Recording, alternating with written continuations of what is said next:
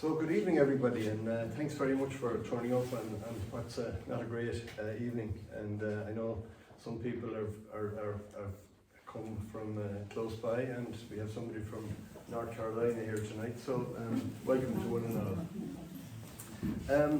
So just before I start, I'd just like to give a couple of thank yous, particularly to the school community, to Mary Kennedy, the principal, and Pat Buckley, who's the teacher here in 5th and 6th class. From the minute this idea started up, they've been completely behind it. And also like to mention Joe O'Neill in the Board of Management as well. They've been very, very supportive with everything along the way. A couple of other people just to mention. Elaine Fitzpatrick in Fitzpatrick Printers did this poster, and she also prints the journal of the Tipperary Historical Society. Martin Quinn publicised it in the Nationalist, and Catherine Fogarty in Tip Midwest Radio. And as I'm talking about Tip Midwest Radio, they had a 4-part history programme on Molly in 2019, and they're going to rebroadcast that from next Tuesday at 6:30. So if anybody wants to hear that programme, which is a really good programme and which is really the basis for this talk tonight, it's from 6:30 next Tuesday. Des Moran, the editor of the Tipperary Historical Journal Society Journal, is here. Delighted you could come, Des. And Des is an amazing historian, not just local historian, and the amount of meticulous work he puts in every year in producing that journal is amazing. And there's copies of the journal available for €20, and 2 of Molly's great-grandnieces, Amelia and Julia Coppola, are selling them over there. And just finally, before I start, just mention one person that might have been here tonight, but unfortunately is no longer with us, is Martin Manzer. Martin was a very strong member of the Tipperary Historical Society. I met him in June at the launch of the journal. And I think we all know what Martin did for peace in Ireland. And I'd just like to acknowledge him here tonight.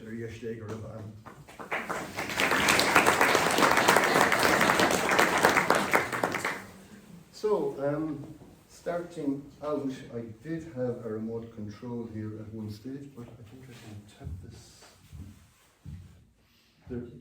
There it is. So, starting out with, so Mary Christina, who's always known in the family as Molly, was born on Christmas Day, the 25th of December, 1916. As you know, the family were from Clonganew Lower, but she was born in Knockantibryne in Anacarty because her father was managing a farm there at the time. Then the family returned back to Clonganew, and she was reared by her parents, Michael, and her mother Mary, who was Beran, Ní Beran. This is the record from Isle School, and this shows Molly here coming in the year 24-25 into 1st class and right the way through then. And here you have her sister Sarah and her sister Nora. And the original school record is here. And Mary has kindly made this available tonight.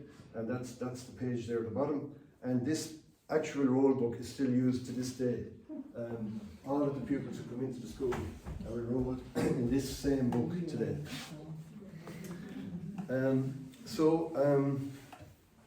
Mary attended this school, and it's just 2 kilometres from her house in Clonganew, from 1924 to 1931. And in the history of Isle School, edited by John Kelly, and we have some of the Kelly family here tonight, there's a picture on page 55 of the class, of Molly's class, in 1924. Now, it's not a great picture, but it's great to have it. And also in that book, John featured Molly on a page here, George Middle, heroine of bombed London Hospital. So, just to say then, in that book, there is a family connection with the school, as Mary said. Molly's granduncle Michael Fleming and grandmother Honora Fleming, née O'Neill, both taught in the school from the time that it was established in 1876. So there's Michael Fleming, and there's Honora Fleming. So following her time in the school here, Molly attended Cappawhite Vocational School from 1931 to 1933, and then the Central Technical School in Tipperary Town. And this is a listing then of her family, and Molly comes in as second eldest here, and it just sets out the year that each family member was born in, whether they were single and who they married, where they lived and what year they died in. Now unfortunately the last of the family passed away in 2024, Josie, that's just, it gives you an idea of where they all lived in their time. So Mary moved to London in 1935, and she started her training in St Nicholas's Hospital, Chewson Road, Plumstead, in the southeast of London, on the 4th of August 1935, and finished her training there on the 30th of January 1940, and was awarded a certificate of training by London County Council. Mary's sister Nora seems to have been an assistant nurse at the same hospital, and Mary was admitted by examination to the Register of General Nurses for England and Wales as a registered nurse on the 22nd of November 1940. By late 1940, Mary was employed as a staff nurse in Grove Park Hospital, which was a TB hospital since 1926, in the Grove Park area of southeast London in the borough of Lewisham, about 10 miles from the centre of London. TB was a serious illness which claimed the lives of 3,000 people in London in 1940. John King is a member of the local Lewisham History Society, and he confirms that the nurses stayed at the hospital in nurses' accommodation, which was built just before World War II. A play called What's the Story, based on the life of Mary Fleming, was performed in 2018, and this is an extract from the programme for the play. World War II began in September 1939. The Blitz began in September 1940, when 200 German planes attacked London, killing many people in one day.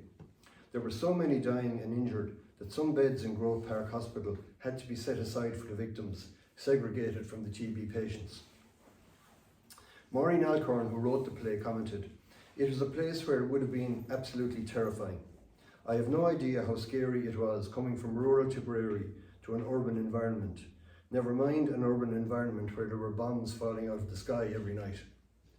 Every time the German planes were spotted, the air raid sirens sounded and people tried to take cover, and the nurses in Grove Park Hospital often had little option but to dive for cover on the floor of the hospital. Due to the heavy fog and smog in London, along with looting, crime and a shortage of police, it was dangerous to go out."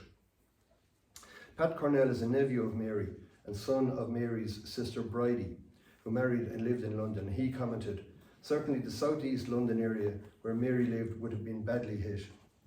Maureen Alcorn commented that there were docks and munitions factories in that area and a big army barracks, and German planes returning home to Germany could have wanted to dump their bombs. The Grove Park area had 58 high explosive bombs and 2 parachute mines dropped on it. Hospitals would often have had a red cross painted on the roof, but they were still bombed. So now moving on to the bombing that was the occasion for the medal. So at 2 a.m. on Tuesday the 19th of November 1940, which is 85 years ago today, a high explosive bomb hit Block B of Grove Park Hospital. Staff nurse Mary Fleming was lucky and was not harmed from the blast. Standing safely outside the burning hospital, Mary suddenly heard a yelling voice cry out in despair, followed by another and then another. She looked around and immediately saw the danger. Patients were trapped. If they did not get out, they were going to burn to death. Not stopping to think, Mary set about reaching them by charging up the fire escape so as to lead them out. A colleague went with her, senior assistant nurse Aileen Turner. John King, a member of the Lewisham History Society, says, "They entered by a first floor window, crawled across the floor, which was creaking as they did so, and they managed to get the 17 patients out. Just after they did that, the floor collapsed." Ethel Corduff is a member of the History of Nursing Society. "It was a very brave thing indeed to do. Aileen Turner actually led the rescue party because they didn't know the hospital. She was the one who went in, as well as Mary Fleming. They ignored their personal safety. The floor of the ward was just about to go down after the bombing. Pat Cornell, Mary's nephew, says she would have seen that as her duty. She was there to look after the patients. Anne Curtis, the producer of the play What's the Story, says, these two young lassies ran in a dress and a nurse's cap, and they got people out. Where they got the courage and the wherewithal to do that, I don't know, because one of the things that happened was that not only that the ward suffered a direct hit, but the bomb also hit a pipe. They are walking out of a smoke-filled burning building with steam everywhere, which must have been incredibly hot.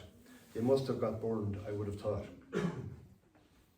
So then the aftermath of the bombing and the award of the George Medal. So news of the bomb reached Cappawhite. Mary's sister Josie, who described what happened. The priest in Cappawhite came down to my mother on an old bicycle, the High Nelly.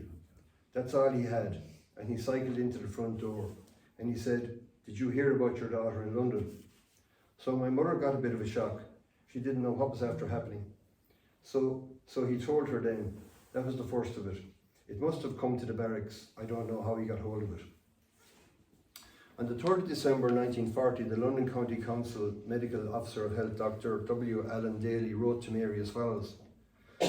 Dr. Lodge has reported to me your commendable conduct on the night of the 19th of November 1940, when Grove Park Hospital was bombed. I write to inform you how very much I appreciate your action, which I am sure was a fine example to the other staff at the hospital. The George Medal had been introduced by King George VI in August 1940 to recognise civilians for acts of gallantry in the Second World War.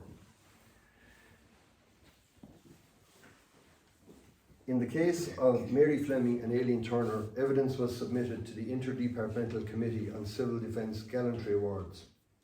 Its recommendations went to the Chatfield Committee, and the relevant meeting of that committee took place on 22nd of April 1941. Both nurses had been recommended by London County Council for the award for assistance in rescuing patients at the bombed hospital on 19th of November 1940. And this is the original document from the National Archives in Kew in London about Mary and Aileen, and it gives a description down here of what happened. The particulars for Mary Fleming were as follows. Mary Fleming ignored personal danger and crossed the floor, which was rapidly giving way beneath her, and led to the rescue of 4 bedridden patients whose bedsteads were already beginning to slip through the blast hole to the room below. Due to their quickness, coolness and courage, all the patients were rescued a few minutes later before the whole of the floor collapsed. In addition, reports were provided by the medical superintendent. They confirmed in Nurse Turner's case that her deed had been witnessed by the deputy medical superintendent, several members of male staff, as well as outside helpers, who were all loud in their praise of her actions and quick thinking, which enabled them to help in the rescue. Nurse Fleming's actions were witnessed by several members of staff, who all confirmed that it was her conduct and action which saved the patients and prevented their falling with the debris to the floor below. Mary was 24 at this time, and Aileen Turner was 26. After the committee hearing on the 22nd of April 1941, Mary Fleming and Aileen Turner were recommended for the award of the George Medal, and that recommendation was agreed by the regional commissioners and by the Treasury, and that's all included there in that document. So in terms of Molly's knowledge of any of this is the first official notification, if you like, to Molly about the award. On the 8th of May 1941, the 3 regional commissioners, London Civil Defence Region, informed Mary by letter that they had recently drew the attention of the Minister of Health to your gallant conduct on the 19th of November 1940, when after Grove Park Hospital had been hit by a high explosive bomb, you ignored the danger of the further collapse of the building, which took place shortly afterwards, and rescued several bedridden patients just in time. Mr. Ernest Brown, Minister of Health, felt that your courageous action was deserving of high praise, and he took steps to bring the matter to the notice of His Majesty the King.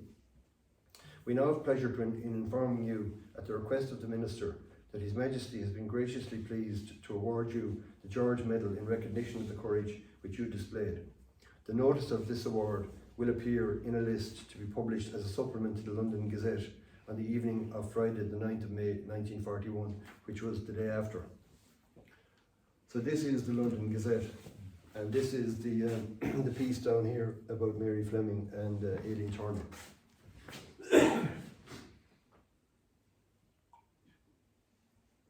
So, the London Gazette is the official record and notification of the decisions made by the government and the monarch. So the particulars here are Mary Fleming, staff nurse, Aileen Turner, senior assistant nurse, Grove Park Hospital.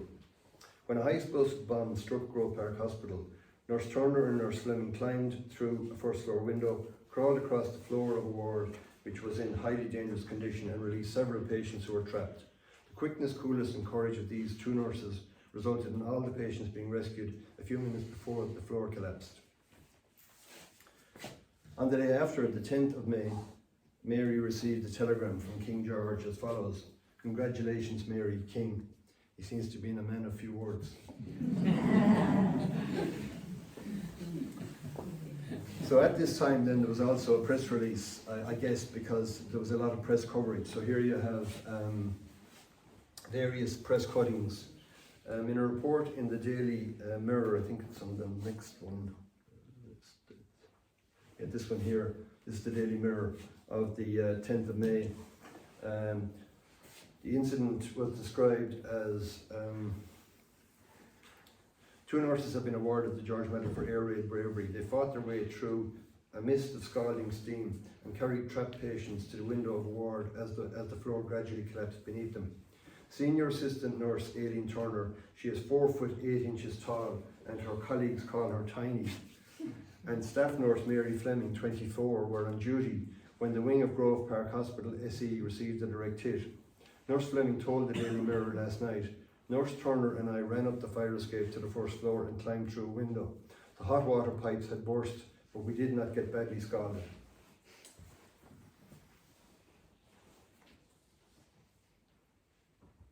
And this is from the Irish Independent on the 10th of May. And Mary's described and quoted, "Nurse Fleming, whose home is in County Tipperary, is the second eldest of a family of 9. She's aged 24 and has another sister who is a nurse in London. She made light of the matter in an interview with a Press Association reporter. It wouldn't have been so bad if the hot water pipes had not burst, filling the ward with steam," she said.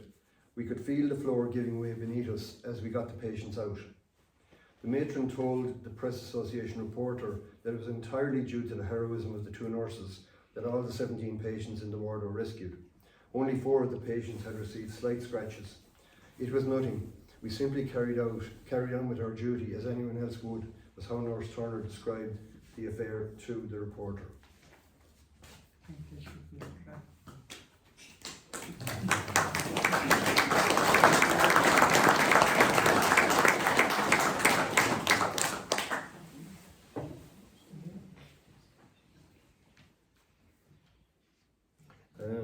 On that same day, other newspapers to report on the award to nurses included the Times of London with the headline "Hospital Nurses Honoured, Brave Rescues in Raids," and the Daily Sketch with photos of Mary and Aileen, and the headline "Heroines and White Feathers," which was actually, that was an interesting article because it kind of went on to talk about the two nurses, and then it also sort of went on down here to sort of give out about other people in the war who weren't really pulling their weight.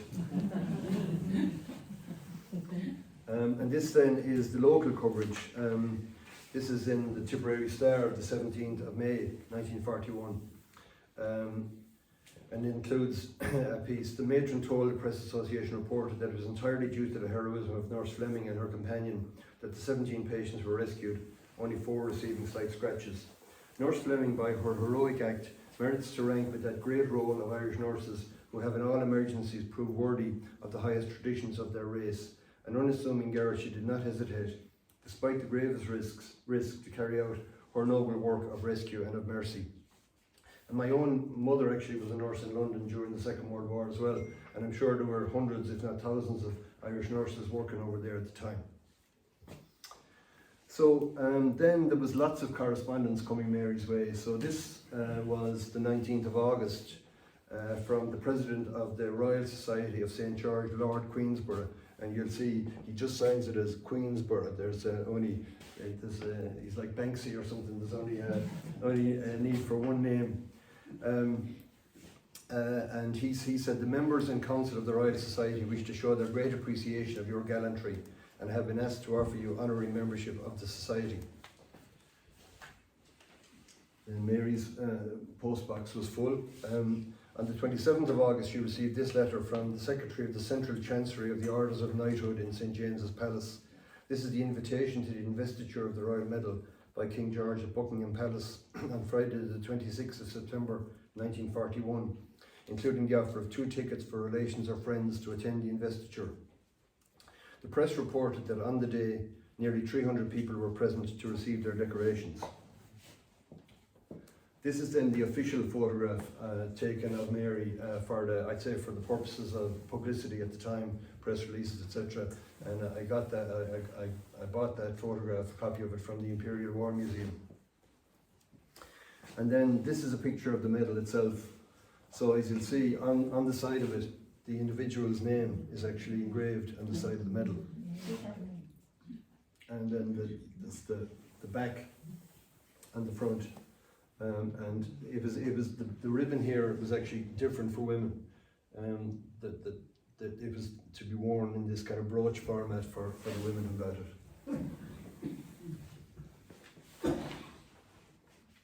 When asked if Mary had talked about going to Buckingham Palace, her sister Josie said no. She always kept that very much to herself. No one knew anything much about it. Mary's sister Annie said her sister went with her, and Nora Ryan O'Toole from above Doon, who was nursing in England. So now I want to move on to talk about Mary's life and career in London after that, in the 1940s and 50s. In terms of, in late 1941, a third member of the Fleming family, Bridie, made her way to London, and Bridie nursed in Hillingdon Hospital in West London, at the opposite side of the city from Mary and Nora Fleming. In terms of Mary's career, with effect on the 7th of December 1940, Mary had been promoted to the position of Deputy Sister, temporary rank. According to the nursing register, Mary left Grove Park Hospital and attended Brooke Hospital, Shooters Hill Road, Lewisham in London from 1941 to 1942 and undertook an examination. She would go on to work there for the better part of 2 decades. From the 28th of May 1943, Molly was admitted by examination to the nursing register as a registered fever nurse by the General Nursing Council for England and Wales. Ethel Carduff, who nursed in the NHS for 38 years, commented, "Fever-trained nurses got paid a bit more. They had better accommodation and sometimes better food because the patients in fever hospitals got better food to try and help them with rehabilitation, especially TB patients. There was a big demand for nurses in London at that time because so many people were called up to serve in the war and hospitals were crying out for staff. There were lots of vacancies."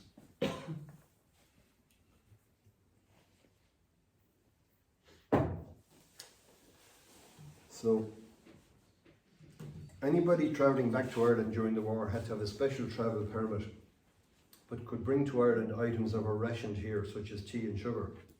Mary's travel permit book, which is this one here, was issued by the Irish government's passport office in the office of the High Commissioner, that would be later the embassy, in London on the 3rd of June 1941. You can just make it out there. And this confirms that Mary made many visits home.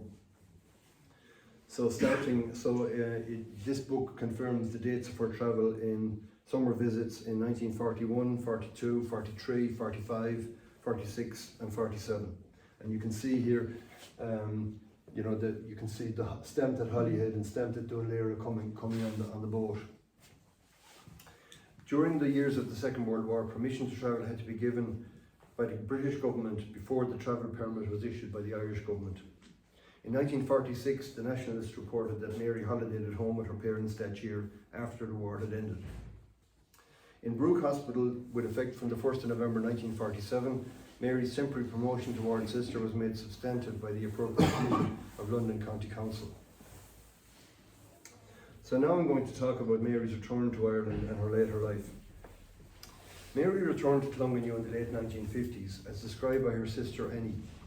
She was after being sick with pains, rheumatics, and they were inclined to send her to some convalescent home, but she came home then and she stayed at home. At that time, in addition to Mary's parents, her sisters Josie and Annie, who were working locally, along with her brother Eddie, who was running the farm, were living at home. Molly's later life is described in the words of her nephew Liam Tracy, son of her sister Margaret, as follows in an email in 2018.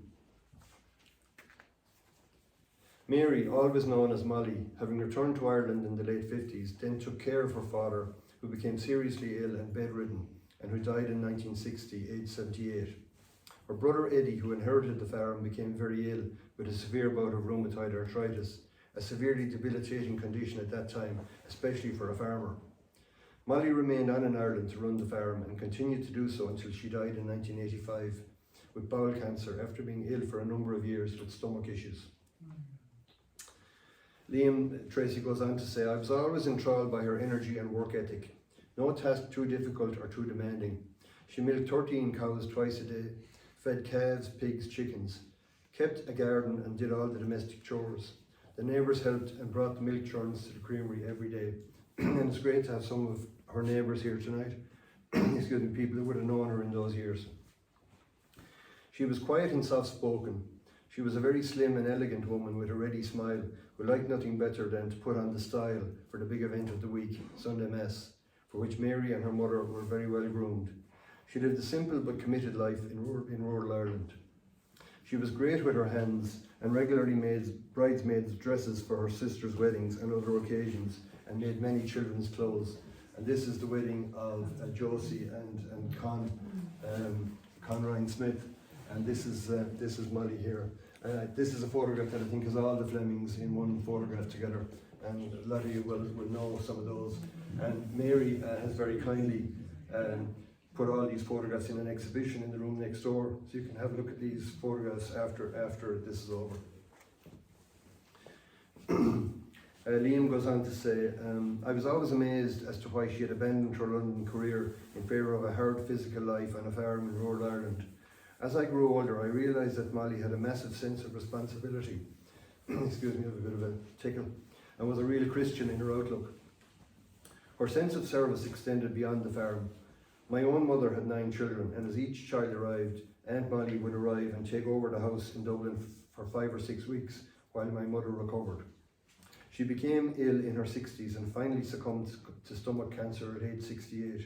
She suffered silently. She was hugely mourned. She never spoke of her life in London, and even more amazingly, never mentioned the George Medal herself. Whenever it was raised, which was rare indeed, she played it down and never spoke to me about what happened on the day the hospital burned. Mary's sisters Josie and Annie describe her nursing work after returning to Clongannew. She did a few bits of private nursing here and there, and she nursed inside St Vincent's Hospital in Tipperary Town for a while, and she nursed a Mrs Long, who lived in the rectory in Cappawhite. Josie commented that Mary once said to her, I hope if another war comes that I'll be gone and won't be there to see it. Molly's niece Geraldine Coman, daughter of Molly's sister Margaret, comments, she was an unassuming sort of person. She lived a life quietly. She didn't really have a big social life. She lived in the countryside. She did drive. As kids, we remember coming down from Dublin on our holidays and for weekends. We remember the rosary, going down on our knees on the cement floor to join the rosary. It was important to her. Her brother owned the farm. She did a lot of work on it. She wouldn't have been a big talker. A good few visitors called in at night time. When she came to Dublin to look after us and help her sister Margaret, my sister Kay remembers Mary dancing around the kitchen with the children to the music of Glenn Miller. I never knew until years later that she had the medal. Molly's nephew Liam Tracy comments further, she was very much an Irish woman, and when she came home I never heard further mention of England or the life she had there. I'm not sure if Mary and Aileen Turner were friends or if they just came together due to the events of that night. The medal was rarely, if ever, discussed. Excuse me. It was not on display. It was buried in the sideboard drawer.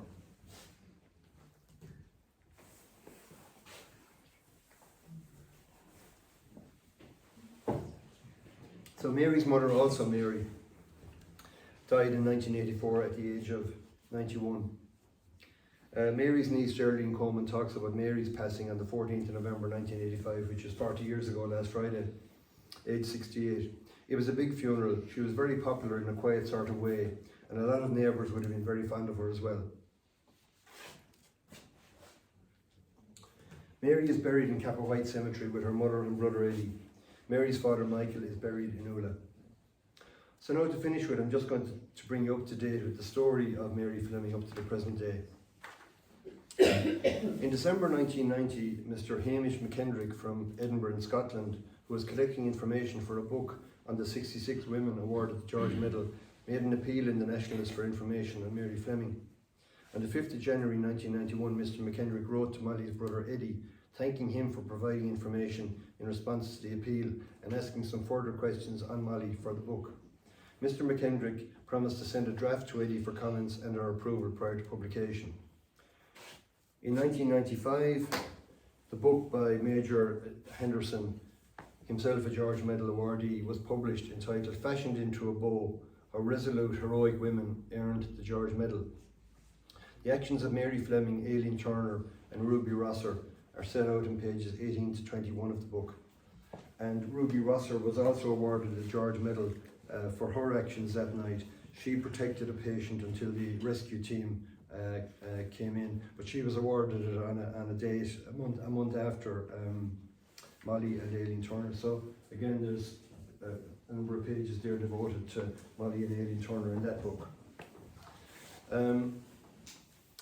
On the 9th of May 1991, the Irish Independent, under a heading 50 years ago, reported on the awarding of the George Medal to Molly. In 1995, Mary's only brother Eddie passed away. Eddie was the last member of Mary's direct family to live in the family home. Then in November 2010, the magazine Ireland's Own, as part of a series on the role of the Irish in World War II, published an article entitled Mary Fleming, Tipperary born, heroic nurse during the London Blitz. And that article was by Coman. In 2018, let's get some more water.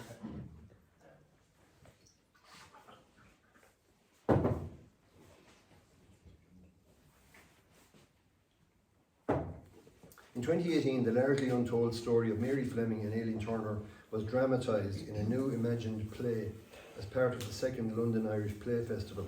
The play was commissioned by Anne Curtis, director of the Green Curtain Theatre Company, and written by Maureen Alcorn. The new play was covered in an article in the Irish Times on 20th of February 2018 by Martin McNamara. This is an extract from an article by Steve Ford in the Nursing Times of 29th of January 2018. The play, called What's the Story, relives their actions on that night at the Grove Park Hospital, which used to be located in Marvel's Lane in Lewisham, South London. These two Irish nurses were so modest, it is almost impossible to find anything about their lives before or after their incredible act of bravery on one terrifying night singled them out, she said. I wanted to flesh out their stories and pay homage to what they did. Their story really deserves to be told, said Ms. Alcorn. She describes the play. The play is a series of snapshots of conversations, with the central characters obviously being those of Mary Fleming and Aileen Turner. It lasts for an hour and 20 minutes with 12 or 13 scenes. It is largely set inside or outside the hospital and on the streets of London. Anne Curtis comments on the staging of the play. Excuse me. Liam Tracy, Mary's nephew, got in touch with me when he saw some press coverage about the play. He was able to fill me in about what he knew about her, but this didn't affect the play, as it had already been written by then. The play went on very well. Lots of people who were nurses came to see it. Some people came over from Ireland. We don't have the money to bring it over. The interesting thing about the writing of the play, this is in her words now, is that even though we did not know of the character of Mary Fleming, we actually got it quite close to the way Mary was. Liam Tracy told us that Mary was very devout and very kind. And that was the kind of character that had been written, and it's nice that Maureen got it right.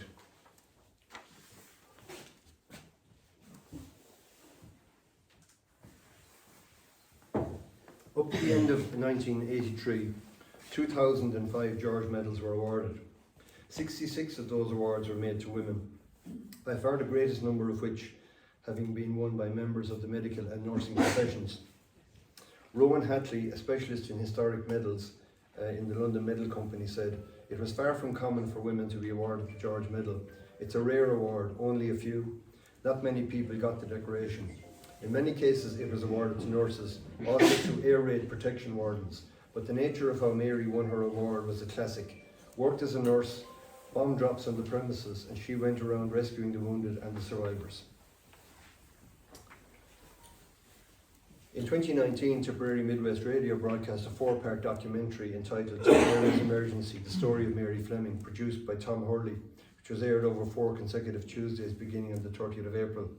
The documentary was based on widespread and meticulous research and interviews in Ireland and in England. It included a visit to Molly's grave and interviews with Molly's relatives. Tom Hurley commented as follows: Mary Fleming, by all accounts, didn't speak much about the events of that night. Whether this was down to modesty and awareness of the political climate in Ireland at the time or some other reason, it doesn't take away from the fact that she, Aileen and Ruby were very brave women. They probably felt that they were just doing their duty. In 2020, in the book Tipperary People of Great Note by Martin Quinn, the story of Molly Fleming was featured in the medical and veterinary section of the book at page 24. Martin Quinn commented, "I was delighted to include Mary Molly Fleming in my book, as her action during the bombing was both selfless and courageous, and very deserving of inclusion." And then the final publication that I'm aware of is this one in 2021. This lady, Ethel Carduff, that I quoted earlier, she wrote about the contribution of Irish nurses in Britain, and she devoted a number of pages to Molly, and a picture of her there as well. So, in conclusion, it's perhaps appropriate to give the final word to Mary's sister Josie, who commented during the radio documentary, "It was a great thing, it was very good."